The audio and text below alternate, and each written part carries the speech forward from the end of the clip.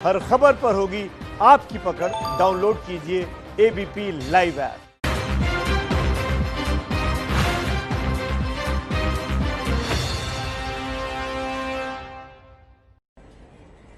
नमस्कार, master stroke में आप सभी का बहुत बहुत स्वागत है। आपके साथ हूं मैं रुबिका लियाकत। सुशांत सिंह राजपूत को गए आज 51 दिन हो गए हैं। पूरा देश ये जानना चाहता है कि सुशांत ने किन परिस्थितियों में इतना बड़ा फैसला लिया, इतना बड़ा डिसीजन लिया। सुशांत ने खुदकुशी की तो क्यों की? कई लोग मुझे सोशल मीडिया पर लिखकर यह कह रहे हैं कि सुशांत ने खुदकुशी नहीं की है, उनकी हत्या की गई है। लेकिन अब तक जो कुछ भी सामने आया है उसमें यही साबित हो रहा है कि सुशांत ने 14 जून की सुबह अपने कमरे में फांसी लगाकर जान दे दी थी। हालांकि ये सच जरूर सामने आना चाहिए कि सुशांत खुदकुशी पर मजबूर क्यों हुए। क्या उन्हें इस बात के लिए विवश किया गया? सुशांत की खुदकुशी की पहली आधिकारिक जानकारी उनकी पोस्टमार्टम रिपोर्ट से ही मिली। 5 डॉक्टरों की टीम ने पोस्टमार्टम किया है और बताया है कि दम घुटने की वजह से उनकी जान गई है। मुंबई पहुंची बिहार पुलिस की टीम ने भी इस पोस्टमार्टम रिपोर्ट की तलाश की है। हालांकि ये रिपोर्ट अब तक उसके हाथ नहीं लगी है। आपको ये बता देना चाहते हैं, ये पूरी रिपोर्ट एबीपी न्यूज के पास मौजूद है। एबीपी न्यूज संवाददाता गणेश ठाकुर इस पूरी रिपोर्ट को पहली बार देश के सामने ला रहे हैं। आपने कई टीवी चैनलों पर एक पन्ना देखा होगा, पर मैं आपको ये बता देना चाहती हूं कि ये एक पन्ना नहीं है, ये पूरी की पूरी पोस्टमार्टम रिपोर्ट है। एक के बाद एक डिटेल में हमने होमवर्क किया है बकायदा। ये देखिए, एक के बाद एक जो आखिरी पन्ना है वो तो आपको सब जगह दिखाई देगा, पर हमारे पास ये आखिरी पन्ना नहीं है। हमारे पास पोस्टमार्टम की ये पूरी रिपोर्ट है जिसको अभी बिहार पुलिस खोज रही है। ये वो पहला आधिकारिक दस्तावेज है जिसमें सुशांत की मौत को लेकर विस्तार से बातें बताई गई है। आज इस दस्तावेज की हर लाइन को पढ़कर हम सुशांत के बारे में वो सारी जानकारी आपको देंगे जो आप जानना चाहते हैं। लेकिन यहां हो सकता है कि हमारी रिपोर्ट में इस्तेमाल की गई शब्दावली से आप थोड़ा सा परेशान हो जाए, लेकिन ये रिपोर्ट सुशांत की पोस्टमार्टम रिपोर्ट के आधार पर तैयार की गई है। रिपोर्ट में कुछ वैज्ञानिक और मेडिकल शब्दावली का इस्तेमाल किया गया है। हमारी ये कोशिश इसलिए है कि सुशांत के मामले में सच किसी भी तरीके से सामने आए।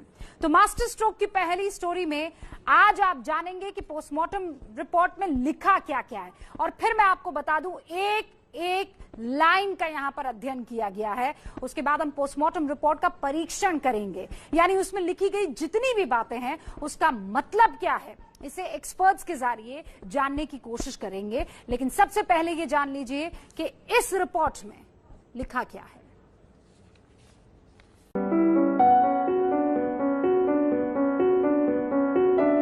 लेकिन असल जिंदगी में भी सुशांत सिंह राजपूत मरने से डरे नहीं।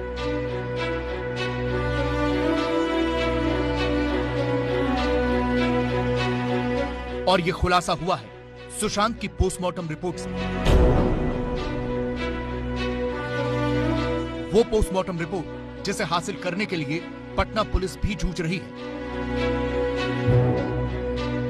वो पोस्टमार्टम रिपोर्ट जिसे अभी तक मुंबई पुलिस ने पटना पुलिस को नहीं दिया है। वो पोस्टमार्टम रिपोर्ट जिसमें सुशांत सिंह राजपूत की मौत का एक एक राज छिपा हुआ है।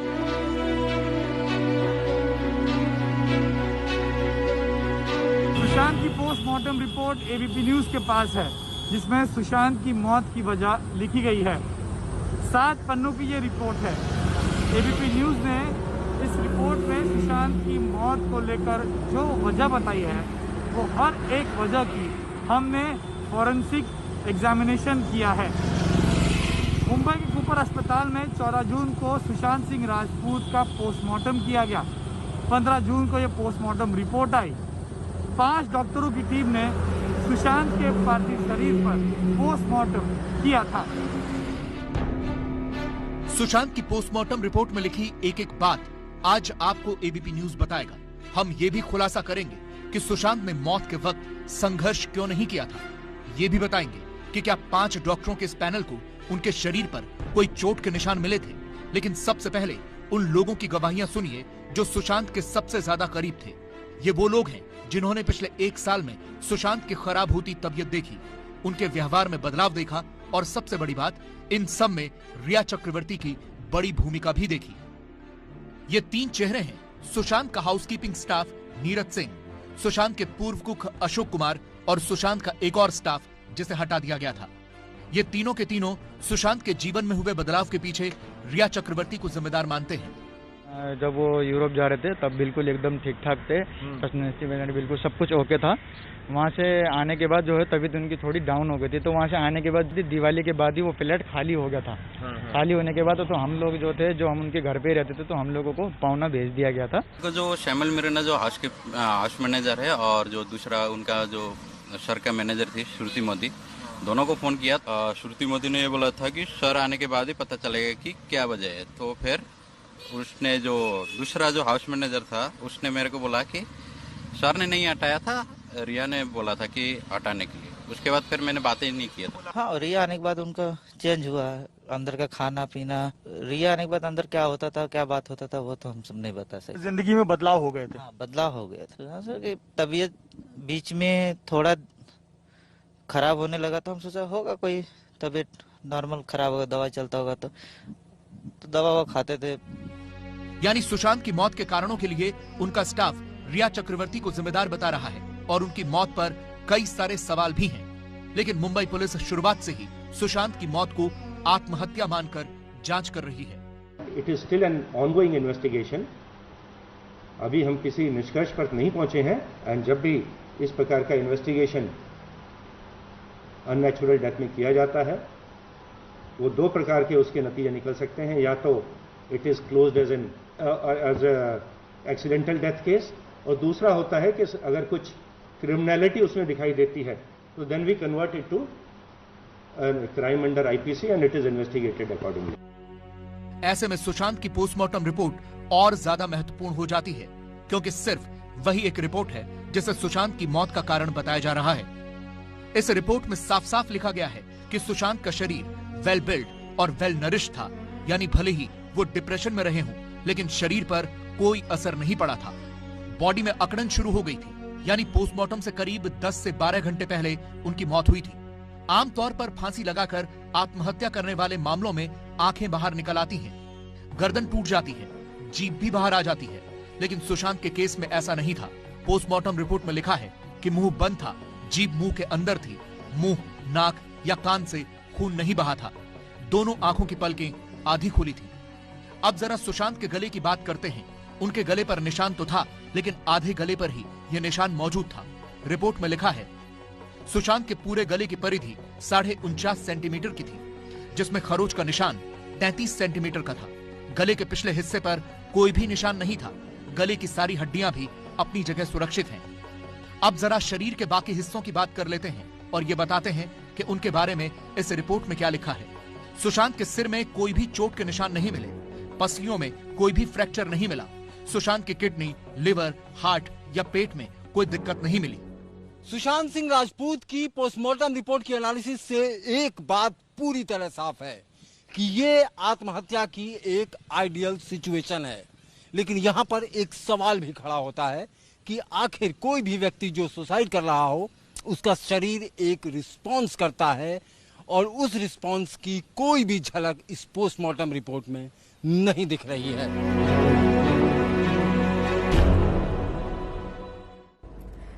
तो अभी मेरे सहयोगी इंद्रजीत को आप सुन रहे थे। सुशांत सिंह की इस पोस्टमार्टम रिपोर्ट का हमारे संवाददाता इंद्रजीत राय ने फोरेंसिक इन्वेस्टिगेशन किया है। इंद्रजीत राय खुद एक फोरेंसिक क्रिमिनोलॉजिस्ट हैं, फोरेंसिक क्राइम सीन इन्वेस्टिगेशन में स्पेशलाइज्ड हैं और इस इन्वेस्टिगेशन में उनके साथ डॉक्टर DK गुप्ता भी मौजूद है, जिन्होंने इस पोस्टमार्टम रिपोर्ट का मिलकर दोबारा पोस्टमार्टम किया, इस रिपोर्ट का पोस्टमार्टम। अगले 11 मिनटों तक आपको ये रिपोर्ट बहुत ध्यान से देखनी चाहिए, क्योंकि ये रिपोर्ट सुशांत की मौत की वजह से जुड़े बहुत से सवालों का जवाब देने वाली है। हमारे पास इस वक्त सुशांत सिंह राजपूत की पोस्टमार्टम रिपोर्ट है। इस पोस्टमार्टम रिपोर्ट को समझने के लिए, इस पोस्टमार्टम रिपोर्ट में क्या क्या लिखा है, इस पे बात करने के लिए हमारे साथ फेलिक्स हॉस्पिटल के एमडी डॉक्टर डी.के. गुप्ता हैं। सर, ये पोस्टमार्टम रिपोर्ट हमारे पास है, जो इसमें एक इम्पोर्टेंट फैक्टर है रिगर मोर्टिस, जो कि शरीर में एक बड़ा इम्पोर्टेंट फैक्टर होता है, उसके बारे में लिखा है कि rigor mortis well marked present over upper limbs and lower limbs. इसका मतलब क्या हुआ? राइगर मोर्टिस एक ऐसी प्रक्रिया है कि मरने के बाद जो हमारी बॉडी है कुछ समय के लिए फ्लैसिड हो जाती है और वो वार्म रहती है। उसके बाद क्या होता है, उसके अंदर स्टिफनेस शुरू हो जाती है, बिकॉज ऑक्सीजन की कमी हो जाती है, उसकी वजह से मसल्स स्टिफ हो जाना शुरू हो जाती हैं।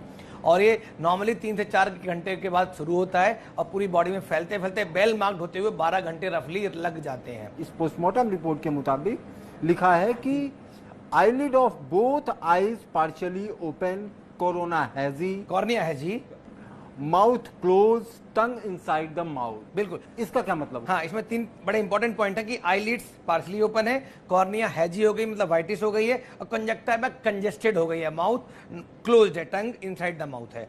तो मीन्स जब भी डेथ होती है तो मसल्स जो है आई की वो रिलैक्स हो जाती हैं कुछ घंटों के बाद, जैसे मैंने बताया था, उन मसल्स के रिलैक्स होने की वजह से आईलिड जो है पार्शियली ओपन हो जाती हैं। दूसरी बात रही है कि कॉर्निया है जी, कॉर्निया के अंदर भी कुछ, कॉर्निया जो होता है हमारा एक पर्दा होता है, व्हाइट पर्दा, जिससे हम लोग देखते हैं, बिल्कुल ट्रांसपेरेंट होता है नॉर्मली, मतलब देखते हैं बिल्कुल ट्रांसपेरेंट, बिकॉज अगर ट्रांसपेरेंट नहीं हो तो हम देख नहीं पाएंगे। तो वहां भी केमिकल डिसइंटीग्रेशन होते हैं कॉर्निया के अंदर, उसकी वजह से पहले क्लाउडी हो जाती है बादल की तरह और धीरे धीरे वो हैजीनेस हो जाती है। ये भी कहीं ना कहीं इनडायरेक्टली टाइम ऑफ डेथ की तरफ इशारा करती है। बिल्कुल, यानी कि मोटी भाषा में अगर कहें तो टाइम ऑफ डेथ तकरीबन 10 से 12 घंटे जब पोस्टमार्टम हो रहा था, अभी तक जो पॉइंट है इनके, अभी तक जो पॉइंट्स हैं उसके हिसाब से 10 से 12 घंटे पहले तक। ये अगला जो पॉइंट है डॉक्टर साहब वो बहुत ही इंपॉर्टेंट है, लिगेचर मार्क जी, जिसे प्रेशर मार्क भी कहा जाता है। इस मार्क के बारे में बहुत सारी चीजें पोस्टमार्टम रिपोर्ट में लिखी हैं। मुझे लगता है इस पे आप बताएं, मैं पूछूं ज्यादा अच्छा रहेगा, because you are a forensic expert, you can explain it better.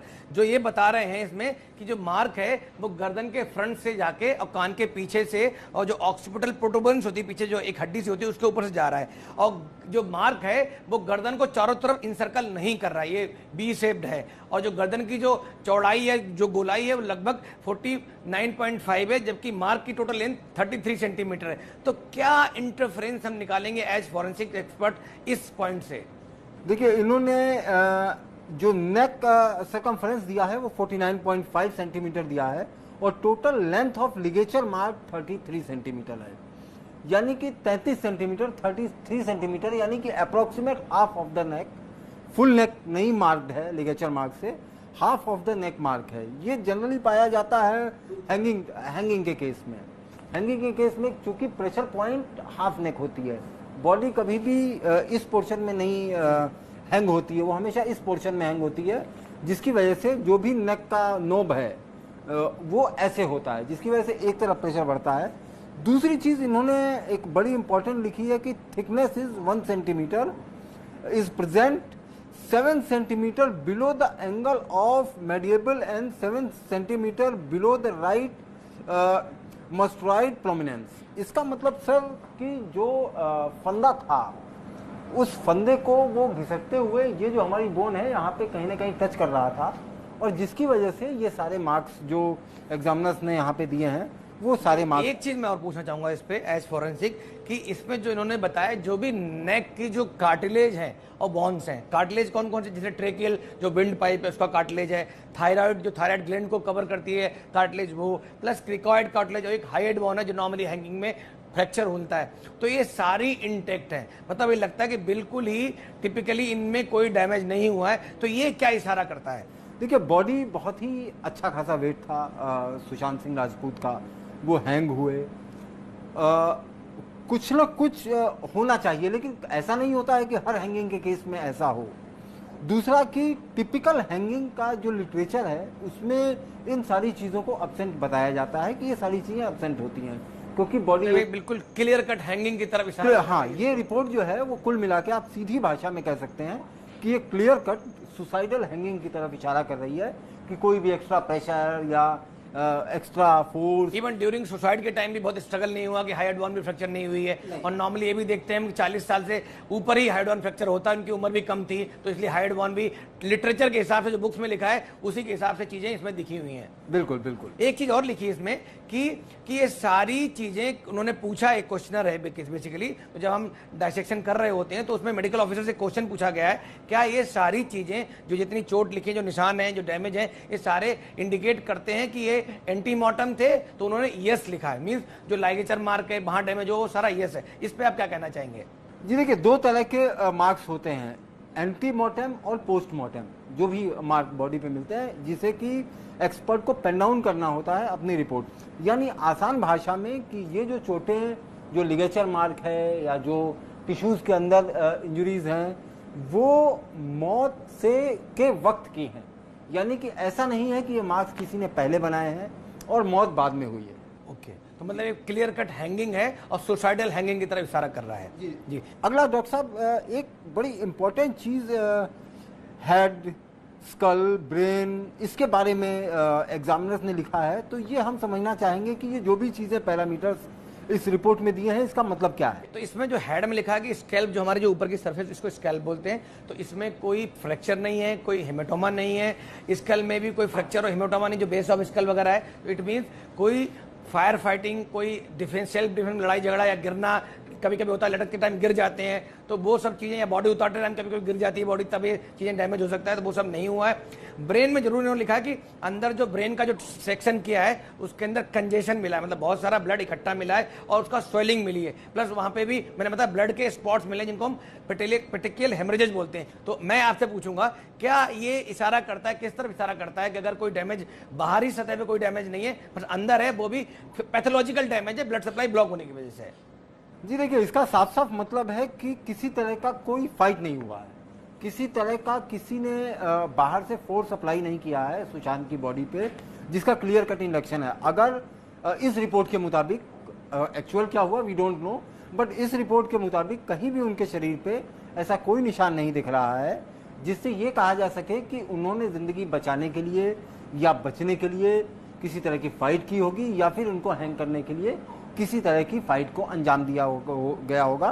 फिलहाल ये रिपोर्ट यही कहती है, क्योंकि सारी चीजें इंटैक्ट है। बड़ा स्ट्रॉन्ग सुसाइडल इंटेंशन था, जिसमें खुद भी हम सेल्फ डिफेंस के लिए उन्होंने कुछ नहीं किया और किसी और का भी इसमें फॉल प्ले नजर नहीं आ रहा इस रिपोर्ट के अनुसार। इस रिपोर्ट के अनुसार मतलब ये जो टिपिकल, लेकिन यहाँ एक इंपॉर्टेंट बात यह है डॉक्टर साहब कि इन सारी फाइंडिंग्स को सीन ऑफ क्राइम से कोरिलेट कराना जरूरी होगा, क्योंकि ये report it is not the self investigative report, ये फाइनल रिपोर्ट नहीं है, ये फाइनल रिपोर्ट नहीं है। इस रिपोर्ट को जो इन्वेस्टिगेटिंग ऑफिसर होगा वो सीन ऑफ क्राइम के उससे मिला के देखेगा। दूसरा जो फाइनल ओपिनियन दिया जा रहा है इस रिपोर्ट के मुताबिक, उसका मेडिकल इंटरप्रिटेशन क्या है वो जरा आप हमें समझाइए। जी, तो इन्होंने फाइनल इंटरप्रिटेशन दिया, उसमें लिखा है asphyxia due to hanging, bracket में unnatural, full stop, however viscera preserved for chemical analysis. Means इन्होंने लिखा opinion as to the probable cause of death, ये फाइनल कॉज ऑफ डेथ नहीं है, this is probable cause of death, मतलब question mark है cause of death पे भी, probable cause of death है कि एस्फिक्सिया हुआ है, जो ब्रेन, हार्ट और उसकी सप्लाई बंद हो गई है, ऑक्सीजन की सप्लाई क्यों हुई है, बिकॉज हैंगिंग किया है, उसने लटकाया अपने आप को, उसके वजह डेथ हुई। लेकिन एस्फिक्सिया से पहले या डेथ से पहले कुछ और फॉल प्ले तो नहीं हुआ, कोई उसने एंटी डिप्रेसेंट बहुत हैवी डोज में तो नहीं लिया, कोई और जहर तो नहीं दिया गया, कोई और केमिकल तो नहीं लिया। उसके लिए इन्होंने सारे बिसराज को, जो इसमें लिवर है, किडनी है, स्प्लीन है, सारे स्टोमक है, इंटेस्टाइन है, इसको प्रिजर्व कर लिया है और उसको केमिकल एनालिसिस के लिए भेज दिया गया है। तो हमें इंतजार करना चाहिए फाइनल रिपोर्ट, जो केमिकल एनालिसिस होगी उसको भी देखना चाहिए, उस दोनों को कोरिलेट करने के बाद फाइनल पोस्टमार्टम रिपोर्ट आएगी। पूरी रिपोर्ट देखने और समझने के बाद फाइनल टेक आपको क्या लगता है कि ये क्या कहना चाह रही है रिपोर्ट? नहीं, फाइनल टेक तो ये लग रहा है कि ये सुसाइडल हैंगिंग थी, but as expert, forensic expert, because आपने ऐसे बहुत सारे केसेस देखे होंगे, बहुत सारे केसेस में इन्वॉल्व रहे होंगे, तो मैं चाहूंगा आपका क्या ओपिनियन है। जो मैं तो एज डॉक्टर, जो मेडिकल लीगली लग रहा है इसमें, वो तो यही लग रहा है कि हैंगिंग है और सुसाइडल डेथ है। जी बिल्कुल, जिस तरह की रिपोर्ट है वो तो साफ इशारा कर रही है कि हैंगिंग है, लेकिन सवाल इसमें इस बात का जवाब कहीं नहीं मिला है कि हैंगिंग खुद है या उनको किसी ने हैंग किया है। पहला इसमें जो एक फैक्टर था कि उनको एंटी डिप्रेशन मेडिसिन दी जा रही थी, क्या वो हैंग करने से पहले बेहोश थे या किसी ऐसी हालत में थे कि हैंग किया गया है, इस तरह की किसी सवाल का जवाब नहीं मिला। एक बड़ा इंपॉर्टेंट इसमें नेक का उन्होंने सेक्शन नहीं किया है। हाँ, वो मैं आपसे सवाल पूछना भी चाह रहा था कि नॉर्मली क्या होता है जब हैंगिंग करते हैं नेक में, क्योंकि नेक की लंबाई, नेक का इलॉन्गेशन, कोई चेंजेज नेक में, इस तरह के लंबाई पे कोई चेंजेज उन्होंने नहीं बताए, तो इस पे आपकी क्या राय है? जी देखिए, इस रिपोर्ट के मुताबिक नेक को किसी भी तरीके से डिस्क्राइब नहीं किया है, उन्होंने इस स्पेस को नील छोड़ा है।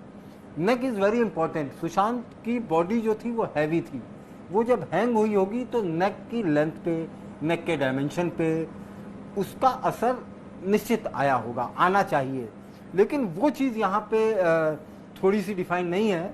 अब ये किस वजह से नहीं है ये शायद एग्जामिनर्स बता पाएंगे, लेकिन जनरली नेक की लंबाई बढ़ती है, नेक स्ट्रेच होती है, बोन्स ब्रेक भी होते हैं, नहीं भी होते हैं, लेकिन उसका जो डायमेंशन है उस पर ज़रूर असर पड़ता है।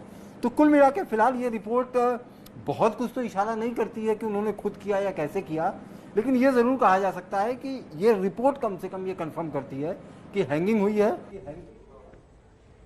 एक बात समझिए आप, सुशांत की postmortem report forensic text books में जो सुसाइड केस की आइडियल सिचुएशन होती है, बिल्कुल उस साँचे में ये फिट बैठती है। कितना बड़ा इत्तेफाक है कि सब कुछ देखिए बड़ा आदर्श है। बॉडी के इंटरनल ऑर्गन में किसी तरह की कोई भी चीज जो आइडियल सुसाइड केस के विपरीत हो नहीं मिली है। मेडिकल लीगल टेक्स्ट बुक्स में यह बताया जाता है कि हर शरीर, आपका शरीर अलग तरीके से रिस्पॉन्ड करेगा, मेरा शरीर अलग तरीके से रिस्पॉन्ड करेगा एक पर्टिकुलर सिचुएशन में। लेकिन सुशांत की पोस्टमार्टम रिपोर्ट के मुताबिक उनकी बॉडी ने कोई स्ट्रगल नहीं किया। एक बार के लिए चलिए मान लीजिए कि सुशांत के मन में आ गया, यानी दिमाग ने तय कर लिया कि उन्हें सुसाइड करना है, मान लीजिए, लेकिन शरीर ने तो डिसाइड नहीं किया था ना।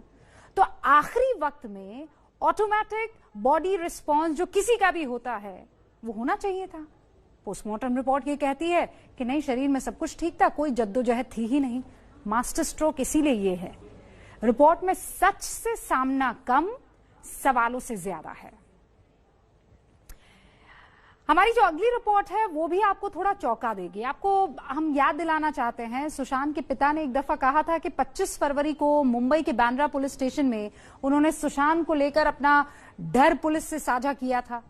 एबीपी न्यूज के पास वो सबूत है जिसमें दिख रहा है कि सुशांत के जीजा जी ओपी सिंह ने उस वक्त के डीसीपी जोन 9 परमजीत दहिया को व्हाट्सएप पर चैट करके सुशांत से संबंधित जानकारी दी थी। ये देखिए आप, सुशांत के जीजा ने साफ साफ रिया का नाम लिया था। उन्होंने लिखा था कि रिया के पिता थोड़ी बहुत जान पहचान के बाद सुशांत के साथ रहने लग गए हैं।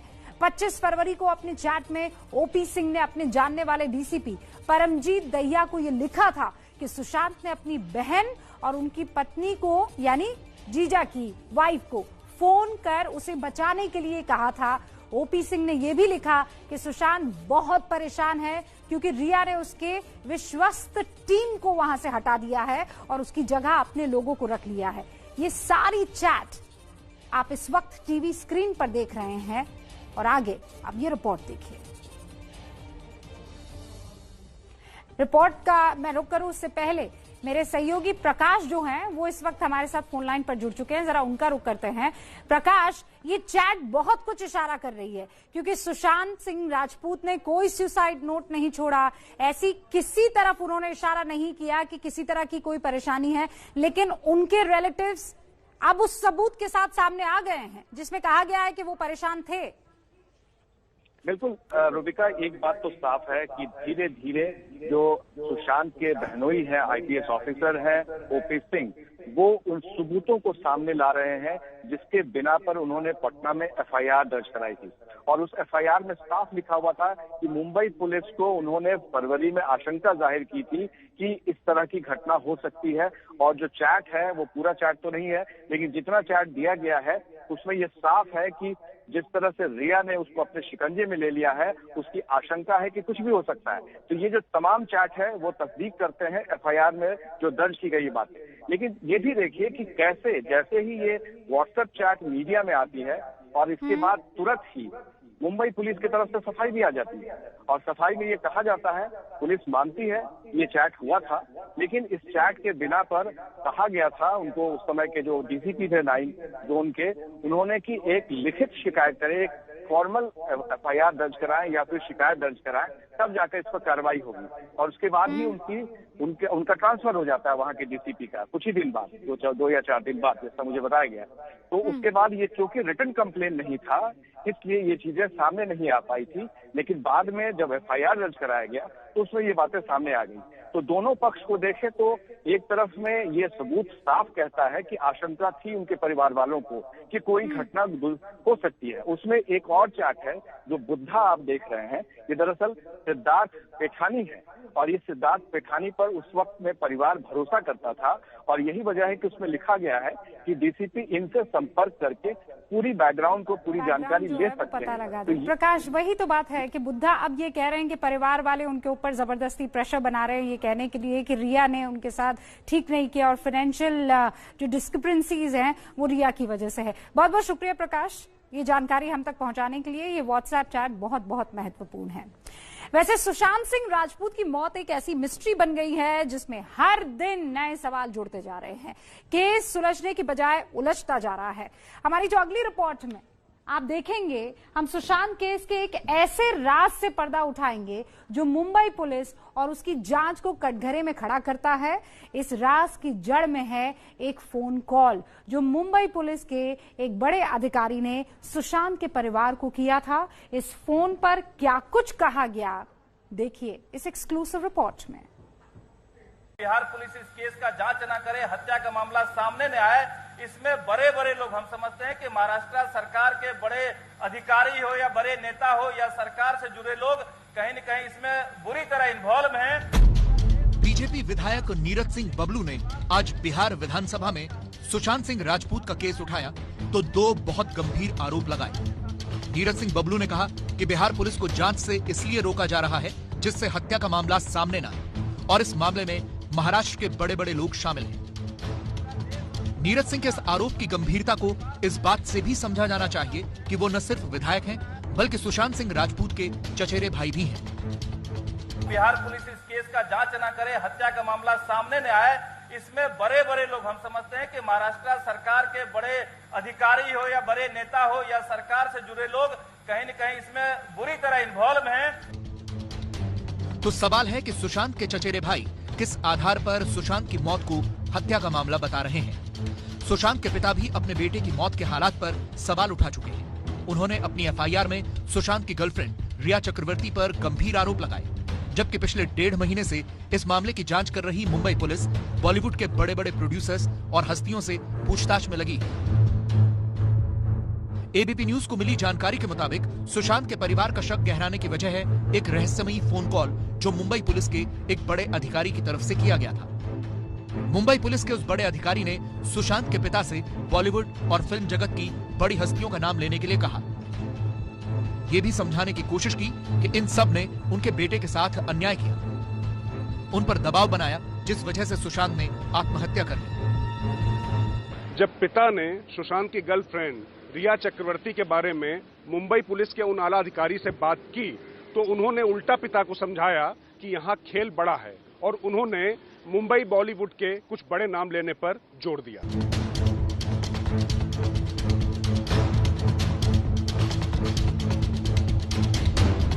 तब तक मुंबई पुलिस की जांच भी इसी दिशा में चल रही थी। सुशांत ने कौन सी फिल्में छोड़ी, किस प्रोड्यूसर से उनका झगड़ा हुआ और उन पर किस तरह का दबाव था, इन सवालों में उलझी मुंबई पुलिस ये साबित करने में लगी थी कि सुशांत ने परेशान होकर यह कदम उठाया। ऐसे में जब सुशांत के परिवार के पास मुंबई पुलिस के बड़े अधिकारी का फोन पहुंचा तो उनका यह शक मजबूत हो गया कि कुछ छिपाने या कवर करने की कोशिश हो रही है। परिवार को इस फोन कॉल में ब्लैकमेलिंग की बू आ रही थी। ऐसा लगा सुशांत की मौत के बहाने मुंबई पुलिस या महाराष्ट्र सरकार कुछ और तो हासिल करना नहीं चाहती। इसी बीच उधर शिवसेना के मुखपत्र सामना में संजय राउत का एक लेख छपा जिसमें सुशांत को मानसिक रोगी बताते हुए मामले को तुरंत खत्म करने की मांग की गई।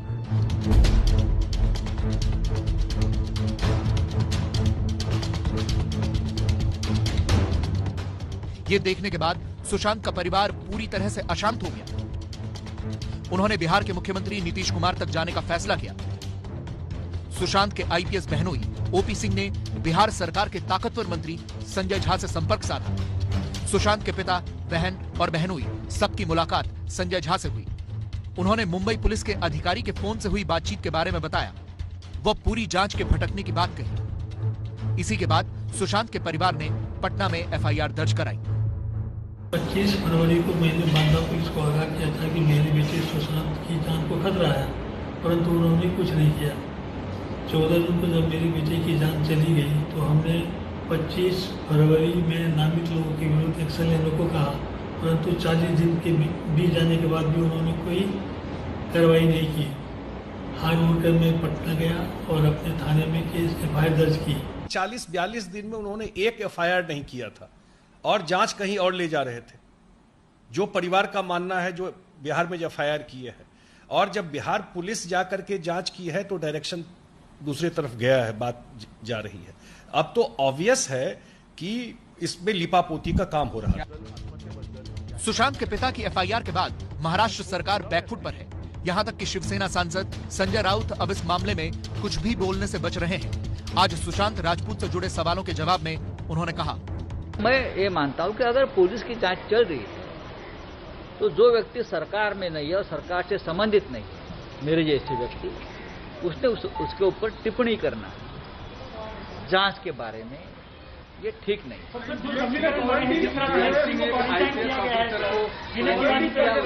उस पर सवाल खड़ा कर रही है। आपने मुझे कहा था कि आपको राम मंदिर के बारे में बात करनी है। महाराष्ट्र सरकार और मुंबई पुलिस के इसी रवैये को देखते हुए सुशांत सिंह राजपूत केस की सीबीआई जांच की मांग तेज हो गई है। तो सुशांत केस की सीबीआई जांच की मांग इसलिए भी तेज हो गई है क्योंकि अभी 2 राज्यों की पुलिस बिल्कुल अलग अलग दिशा में इस केस की जांच कर रही है। सुशांत केस को लेकर मुंबई पुलिस और बिहार पुलिस की लड़ाई इस हद तक बढ़ गई है कि मुंबई पुलिस ने पटना के एसपी को जांच से रोकने के लिए क्वारंटीन कर दिया है। अब सवाल यह है कि क्या एसपी को क्वारंटीन के बहाने सच को सामने आने से रोकने की कोशिश की जा रही है?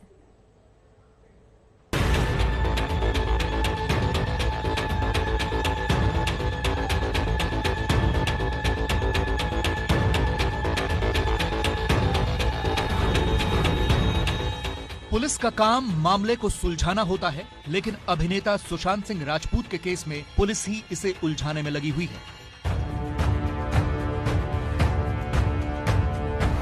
एक तरफ है मुंबई पुलिस और दूसरी तरफ बिहार पुलिस। सुशांत सिंह राजपूत की मौत को मुंबई पुलिस बॉलीवुड में नेपोटिज्म और खेमेबाजी से जोड़ने में लगी है, तो बिहार पुलिस इसमें सुशांत की गर्लफ्रेंड रिया चक्रवर्ती की भूमिका की जांच कर रही है। चूंकि एक ही केस को 2 राज्यों की पुलिस 2 अलग अलग एंगल से देख रही है, इसलिए दोनों राज्यों की पुलिस में कोई तालमेल नहीं है, बल्कि एक दूसरे के लिए मुश्किलें पैदा करने की कोशिश हो रही है। और इसका सबसे ताजा उदाहरण है पटना सिटी एसपी विनय तिवारी के हाथ पर लगी ये मोहर। विनय तिवारी बिहार पुलिस के उस टीम को लीड करने मुंबई पहुंचे थे जो सुशांत केस की जांच कर रही है, लेकिन वो पूरी तरह एक्शन में आ पाते उससे पहले ही क्वारंटीन की ये मोहर लगाकर उनके हाथ बांध दिए गए।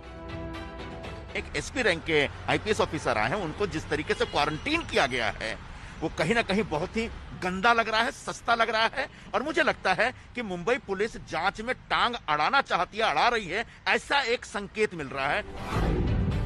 बीएमसी ने तर्क दिया कि ये एक्शन महाराष्ट्र सरकार के उस गाइडलाइन के तहत लिया गया है जिसमें विमान से आने वाले यात्रियों को 14 दिन के लिए क्वारंटीन किया जाता है। पर अगर बीएमसी को नियमों के मुताबिक ही चलना था तो पटना एसपी को उसी वक्त क्वारंटीन किया जाना चाहिए था जब वो एयरपोर्ट से बाहर आए, लेकिन उस वक्त ऐसी कोई कार्रवाई नहीं हुई। करीब 8 घंटे बाद रात के अंधेरे में बीएमसी ने गेस्ट हाउस पहुंचकर उनके हाथ पर 15 अगस्त तक क्वारंटीन की मुहर लगा दी। आप देखिए ये गेट को पूरी तरह से बंद किया गया है। सिर्फ जो एसआरपीएफ के कर्मचारी हैं, उनके परिवार के सदस्य हैं जो एसआरपीएफ कैंप में रहते हैं, उन्हें ही अंदर जाने की इजाजत है और बाहरी व्यक्ति अंदर ना जाए, इसके लिए सुरक्षा के लिए कुछ कर्मचारी यहाँ पर तैनात किए गए हैं जिन्होंने साफ निर्देश दिया है कि जो सिर्फ एसआरपीएफ के रहने वाले कैंप में रहने वाले लोग हैं, कर्मचारी हैं, उन्हें ही अंदर जाने की इजाजत है। तो कहीं न कहीं ये सवाल खड़ा होता है कि विनय तिवारी एक आईपीएस अधिकारी जब मुंबई में एक महत्वपूर्ण जांच के लिए पहुंचे हुए हैं तो उन्हें क्वारंटीन कर दिया गया। हालांकि कुछ दिनों पहले ही जब बिहार पुलिस के 4 पुलिसकर्मी मुंबई पहुंचे थे तो इस प्रकार की कोई प्रक्रिया का पालन नहीं किया गया। यही वजह है कि सुशांत केस में महाराष्ट्र सरकार के इस कदम पर गंभीर सवाल उठ रहे हैं। खुद बिहार के मुख्यमंत्री नीतीश कुमार ने भी अपनी चुप्पी तोड़ी है। उनके साथ जो कुछ भी हुआ है ये ठीक नहीं है, ये बातचीत करेंगे। सीनियर एसपी पटना ने चिट्ठी लिख करके अपने काउंटर पार्ट को डीसीपी बंद्रा को सूचित किया था, टेलीफोन से भी बात किया था।